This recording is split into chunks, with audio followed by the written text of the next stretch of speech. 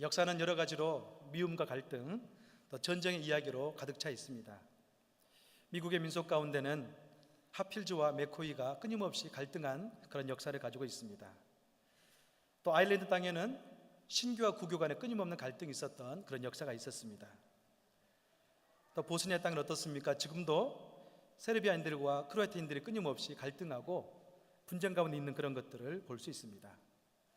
우리나라에서도 풀리지 않는 게 있는데요, 그것은 뭐냐면 한일 간의 감정의 골이 깊다는 것입니다. 지금도 야구나 축구 경기를 보면 우리나라가 다른 나라와 경기할 때는 혹 져도 괜찮습니다. 그럼 어떻습니까? 일본만큼은 꼭 이겨야 됩니다. 왜냐하면 일본한테 지고 나면 그냥 그 경기 자체에 중요한 것이 아니라 우리 민족의 감정이 상한다는 그런 감정을 가지고 있기 때문에 그렇습니다. 가정에서도 어떻습니까? 부부들이 서로 사랑해서 헤어진 것이 너무나 아까워서 결혼했는데 살다 보니까 이 사랑이 변해서 자꾸 이렇게 미움이 되어지고 갈등이 되어지고 때로는 어때요? 사랑했던 사람을 원수처럼 여길 때가 많이 있습니다. 자꾸 결혼 연수가 1년, 2년, 몇십 년이 지나고 나면 원수가 되는 것이 아니라 더 심한 철천지 원수, 자꾸 그렇게 변하는 것을 우리가 볼 수 있어요. 지금도 전 세계에는 평화를 찾아서 평화 조약을 체결하지만 지구 반대편에는 끊임없는 전쟁과 갈등의 소식이 난무하고 있는 게 현실입니다. 그런데 이런 현상이 비단 세상 역사 가운데 있지는 않았습니다. 1세기 초대교회 안에서도 이런 역사가 있었습니다. 유대인과 이방인 사이에 끊임없는 갈등과 분노와 하나 되지 않는 마음이 있었습니다. 어찌된 일인지 유대인들은 이방인들을 정말로 짐승만큼 그만큼의 사람들로 여겼습니다. 이방인들 또한 유대인의 그런 종교적인 행위 때문에 끊임없이 분노하고 미워했습니다. 바울은 이방인 그리스도인들에게 그들이 그런 취급을 받을 때 끊임없이 하나님 말씀 가운데 자신을 돌아볼 수 있도록 격려하고 있습니다. 바울의 마음은 한결같습니다.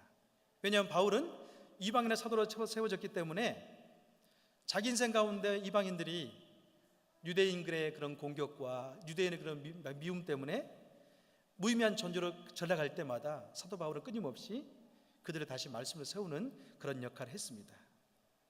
여러분, 예수 믿는 사람들은 누구인가요? 기억하는 사람들입니다. 여기서 기억은 다른 기억이 아닙니다. 하나님 우리에게 어떤 은혜를 베풀었는가, 하나님 우리에게 어떤 사랑과 긍휼을 베풀었는가를 기억하는 사람들이 바로 예수 믿는 성도들입니다. 바울은 이방인의 사도로 부름받았습니다. 그래서 그 누구보다도 그는 이방인이 그 마음속에 있습니다. 그래서 오늘 본문에 보니까 이방인을 향해서 정체성에 대해서 찾아가라고 이야기하고 있습니다. 어떻게 이야기해요? 여러분은 꼭 기억하십시오, 그렇게 이야기합니다. 오늘 11절과 12절 같이 한번 읽어보겠습니다. 함께 읽습니다. 시작. 그러므로 기억해 보십시오. 여러분은 육신적으로는 이방 사람들이었고 육체 행한 혈례를 받은 사람들이라고 사람들이었습니다. 그 당시 여러분은 그리스도 밖에 있었고 이스라엘 백성으로부터 제외된 사람들이며 약속의 언약들에 대해 생소한 사람들이며 세상에서 소망이 없고 하나님도 없는 사람들이었습니다. 바울은 이들에게 어떻게 얘기합니까? 그러므로 기억해 보십시오, 그렇게 이야기하고 있습니다. 과거에는 여러분은 육신으로는 이방인이었습니다. 또 육체적으로는 무할례자였습니다.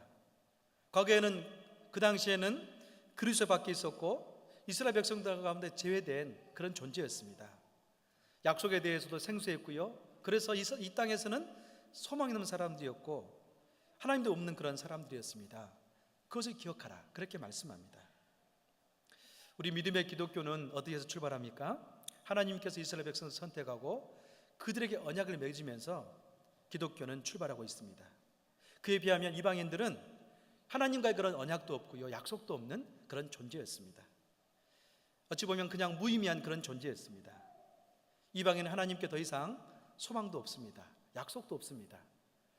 그런 다음에 또 유대인들은 그런 이방인들을 향해서 끊임없이 공격하고 비난한 그런 사람들로 있었습니다. 사랑하는 성도 여러분, 우리가 예수를 믿으면서 살아갈 때 꼭 한 가지를 중요하게 여길 필요가 있습니다. 그것은 뭔가요? 성도가 성숙되어지고 자기를 알아가기 위해서는 자기 인식의 과정이 분명히 필요합니다. 바울을 예를 들어보면 그는 자신이 핍박했던 예수님을 다메섹 도상에서 만났습니다. 그 만남 후에 그는 자기가 누구인지를 분명히 알았습니다. 적어도 하나님께서 자기를 사랑하시고 또 자기를 위해 십자가를 지셨고 결국에는 자기 인생이 평범하지 않는다는 것을 알았습니다. 그는 다메섹 도상에서 예수님 체험한 다음에 어떻습니까? 이방인들에게 사도로 그는 부름받았다는 걸 확신하면서 그런 삶을 살았습니다. 그 후에 그는요, 유대교로 다시 돌아가지 않았습니다. 때로는 복음을 전하다 감옥에 갇히고 때로는 핍박이 있을지라도 그는 복음을 전하면서 값진 인생을 살았습니다. 여러분, 바울에게 이렇게 결정적인 변화가 있었던 것은 어떤 겁니까? 다메섹 도상에서 하나님을 경험하면서 자기 인식이 있었기 때문에 그는 새로운 삶을 살 수 있었습니다. 만약에 바울 가운데 하나님을 체험하면서 다메섹 도상에서 자기가 누구인지에 대한 인식이 없었다면 그는 다시 유대교로 돌아갔을 겁니다.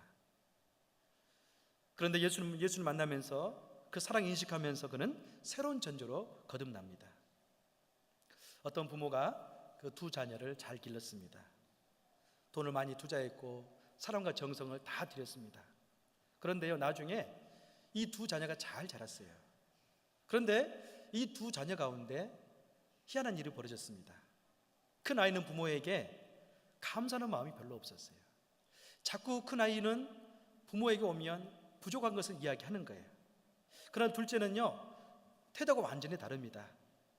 원망하기보다는 부모에게 감사하는 마음이 있어요. 또 부모를 향해 생각할 때마다 그런 마음을 갖습니다. 부모가 나에게 많은 돈을 투자하고 사랑을 줬지만 우리 부모가 돈이 많아서 나를 잘 기른 것이 아니고 우리 부모는 먹고 입고 싶어 있었지만 나를 위해서 먹지 않고 입지 않고 그 돈을 가지고 나를 양육했다. 그 깨달음이 그 안에 있었습니다. 그래서 그 자녀는요, 부모를 생각할 때마다 너무나 감사하고 또 용돈을 드리면서 잘 섬겼습니다. 여러분, 무엇이 문제인가요? 자기 인식이 문제입니다.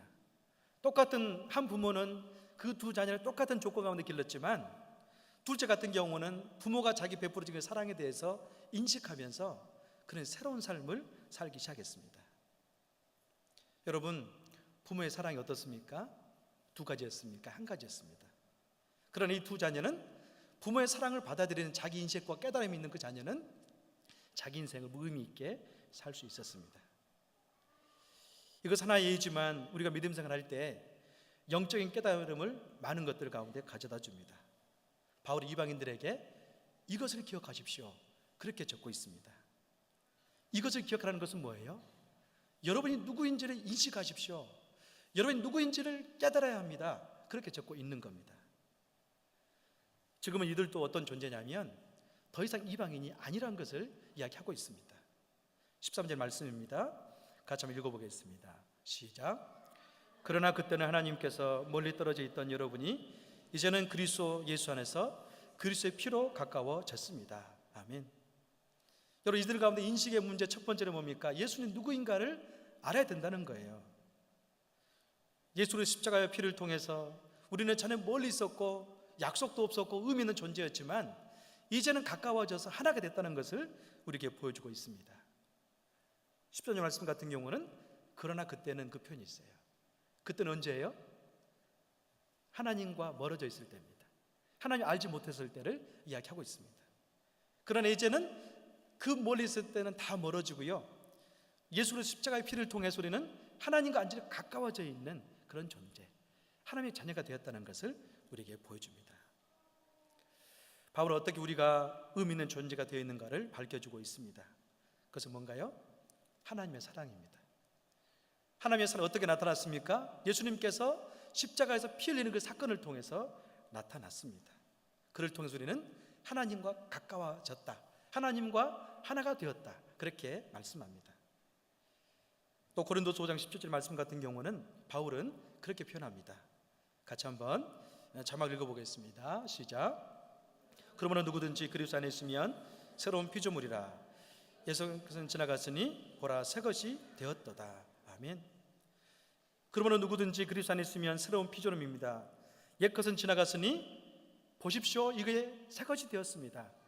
보라 새 것이 되었도다, 그렇게 표현합니다. 이방인들은 지금 에베소 교회 안에 있지만 용기가 필요합니다. 그럴 때 그들에게 용기를 줄 수 있는 기본 배경은 뭐예요? 하나님의 사랑입니다. 예수님의 피라고 이야기하고 있습니다. 더 이상 이들은 죄의 노예가 아닙니다. 더 이상 이들은 소망이 없는 존재가 아니라고 이야기하고 있습니다. 이전에 하나님 구원받은 백성으로서 떳떳하게 유대인들이 있을지라도 하나된 몸을 가지고 교회에 나갈 수 있다는 것을 우리에게 보여줍니다.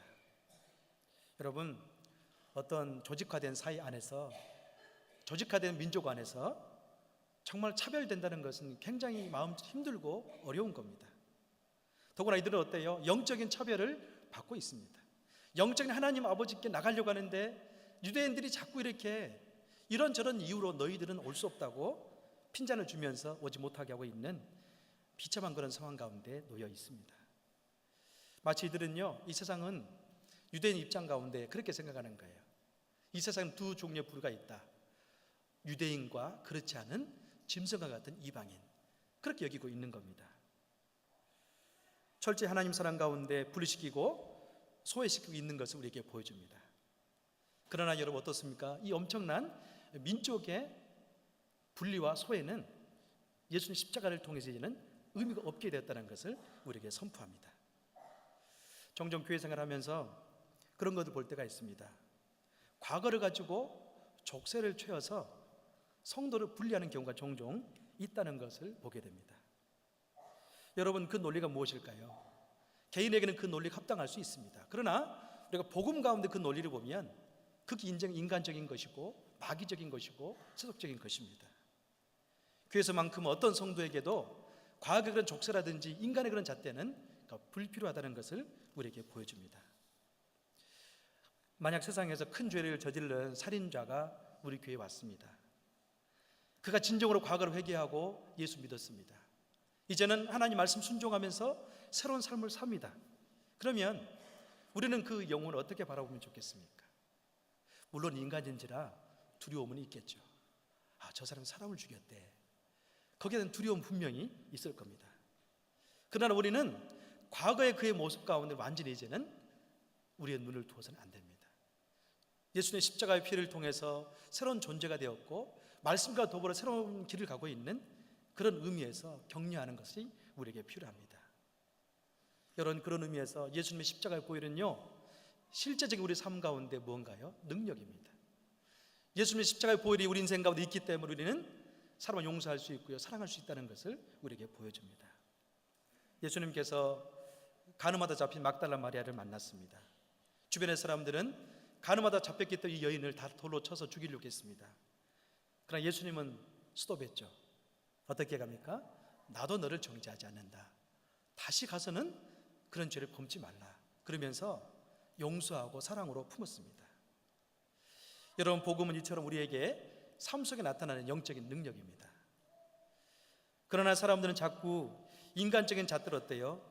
구원의 길을 만들고 또 차별하고 분리하는 것을 우리가 볼 수가 있습니다. 사랑하는 여러분, 우리는 그런 분리의 잣대 가운데 자유해야 됩니다. 또 한 가지로 생각할 수 있는 것은 뭐냐면 우리 자신을 우리는 어떻게 보고 있는가, 거기에 대한 관점입니다. 어떤 분은 늘 그런 마음이 있습니다. 나도 모르는 사이에 정죄된 마음이 우리 안에 있을 수가 있습니다. 그러나 우리는 그 각도 또한 예수님의 보혈을 생각하면서 다 내려놔야 됩니다. 여러분, 그리스도 밖에 있을 때는 그 정죄의 잣대가 양심적인 거였고 옳았습니다. 그러나 이제 우리가 그리스도 안에 있기 때문에요, 우리는 과거 그 죄에 대한 정죄한 마음은 다 복음과 반대되는 마음인 것을 우리가 알 수 있습니다. 예수님은 어떻게 둘로 하나를 만드셨습니까? 오늘 본문에 보면 기가 막힌 복음이 있는데요, 예수님은 이제 유대인들과 이방인들이 하나님 그 복음 안에서 하나가 되었다고 선포하고 있습니다. 오늘 14절과 15절, 16절 같이 읽어보겠습니다. 시작. 그리스도의 화평이시니 자기 육체로 둘을 하나로 만드신 분이십니다. 그분은 중간에 맡긴 다음 곧 원수된 것을 헐어내셨고 전문화된 계명의 율법을 폐하셨습니다. 이는 그리스도가 그분 안에서 이 둘로 한 세 사람을 창조해 화평을 이루게 하시고 십자가를 통해 이 둘을 한 몸으로 하나님과 화목하게 하셔서 자기 안에서 원수된 것을 없애버리기 위한 것입니다. 아멘. 하나님은 예수 그리스도를 통해서 우리에게 잘 보여준 영적 사실 한 가지가 있습니다. 그래서 뭔가요? 14절 말씀 보니까 둘로 하나를 만드신 분이라고 적혀 있습니다. 이 둘은 어떤 겁니까? 막힌 담이 그 안에 있었습니다. 그런데 예수님이 십자가를 짐으로 말미암아 중간에 막힌 것, 원수된 것을 헐어버림으로 말미암아 하나가 되게 했다. 그렇게 적고 있습니다.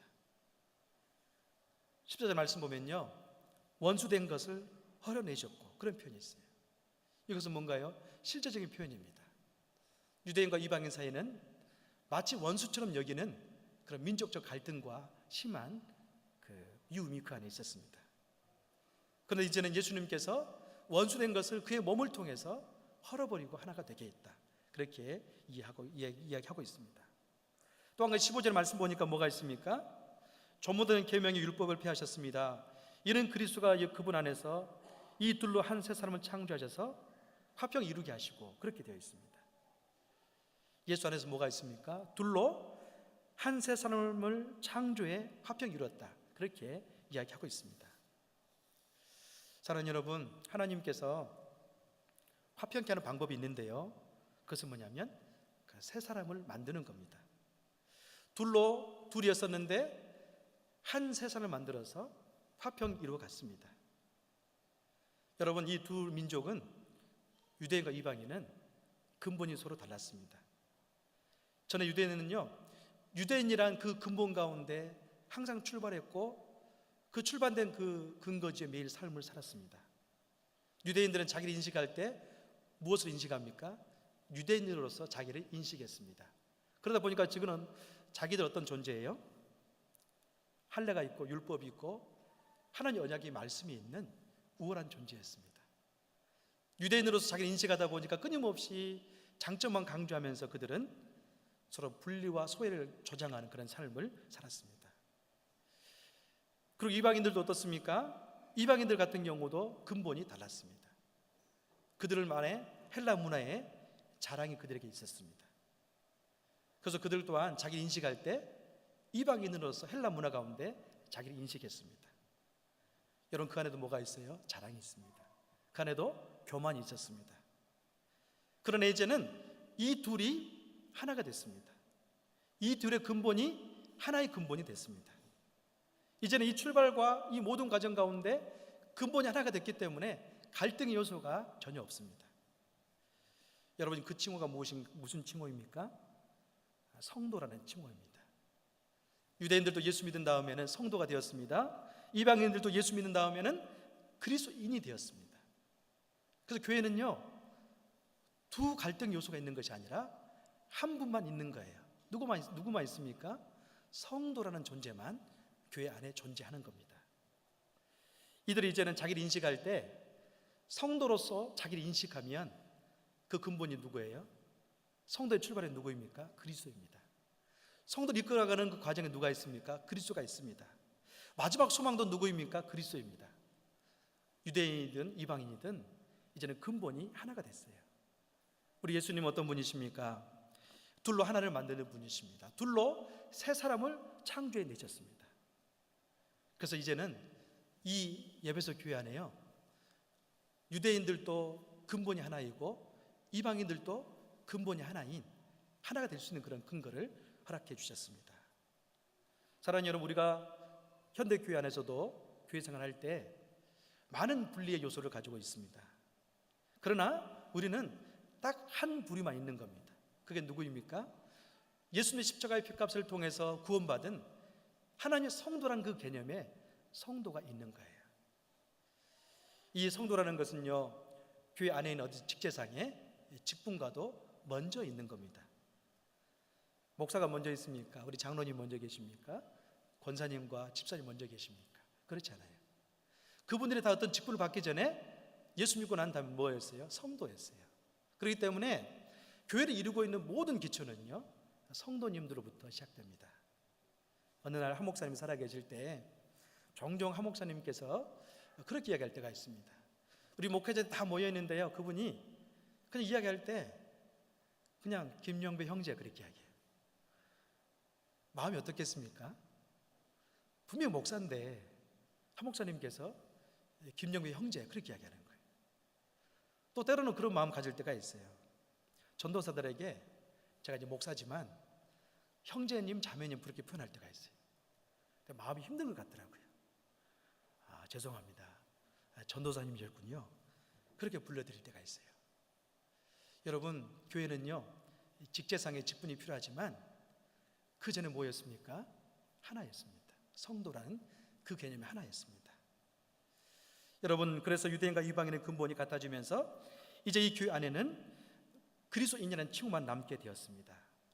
이처럼 교회 공동체 안에서 그리스도인의 이 이름이 있기 때문에 하나가 될 수 있는 그런 요소를 가지고 있는 겁니다. 사랑하는 여러분, 여러분은 교회 다니면서 때로는 다른 잣대 때문에 상처를 받은 적은 있지 않습니까? 또는 여러분 마음 가운데 끊임없이 저 사람은 나와 다르다, 왜냐하면 이런저런 것이 있기 때문에 그런 마음을 갖고 있지는 않습니까? 그 잣대는요 내려놔야 될 잣대입니다. 그런 잣대가 자꾸 이렇게 드세게 되어지고 교회 팽팽하면 그 교회는 갈등과 분리가 일어나게 되어 있습니다. 그러나 우리가 오늘 본문에서 이야기하고 있는 것처럼 예수님에게 십자가의 그 잣대, 그 은혜가 있다면 교회는요 하나가 될 수 있는 그런 요소 가운데 날마다 부흥을 경험할 수가 있습니다. 사랑하는 여러분, 모든 교회 안에는 분열의 요소를 가지고 있습니다. 그래서 자꾸 팔을 만들고요 이런저런 주장 가운데 교회가 분리되어지고 힘든 경우를 경험합니다. 그러나 복음의 눈을 뜨면 이 모든 것들이 무의미했다는 것을 알게 됩니다. 사랑하는 여러분, 이런 의미에서 우리 교회는요 복음의 눈을 떠야 됩니다. 성도 개개인이 어떻습니까? 이 복음의 눈이 떴을 때 우리는 하나됨을 지켜나갈 수 있는 그런 교회가 됩니다. 저와 여러분의 그런 은혜가 있기를 주의 이름으로 축원합니다. 오늘 본문은 또한 예수님의 십자가를 통해서 강력히 하나됨을 추구하면서 이 세상의 분리와 요소 외에는 예수님의 그 십자가 은혜를 통해서 하나가 될 수 있다는 것을 우리에게 보여주고 있습니다. 바울은 이제는 이방인들에게 격려의 메시지를 전합니다. 19절과 22절 마지막으로 같이 읽어보겠습니다. 시작. 그러므로 이제 여러분은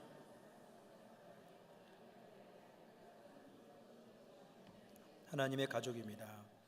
여러분은 사도들과 예언자들의 기초 위에 젖은 사람들이요 예수 그리스도께서 친히 모퉁이돌이 되셨습니다.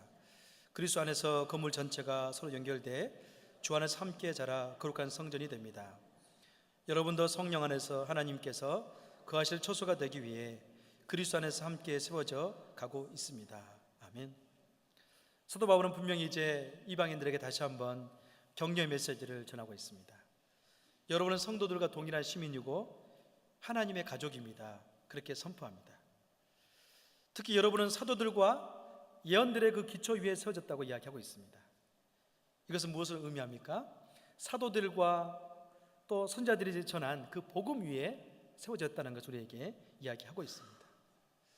여러분, 사도들과 이 선자들이 전한 복음의 그 중심에 뭐가 있습니까? 예수님이 계십니다. 그런데 이 예수님은 모퉁이 돌이 되었다고 선포합니다. 사랑하는 성도 여러분, 유대인들에게는 자기들만의 민족적인 자랑이 있었습니다. 그들은 이 땅에 육적 혈통을 입고 난 유대인들만이 유대인이라고 여겼습니다. 그런데 하나님은요 유대인들을 소중히 여기지만 이방인들도 어떻습니까? 이제는 예수를 믿음으로 말미암아 유대인과 동일한 그런 가치가 있다는 것을 우리에게 보여줍니다. 사랑하는 여러분, 우리는 이 복음 가운데 눈을 떠야 됩니다.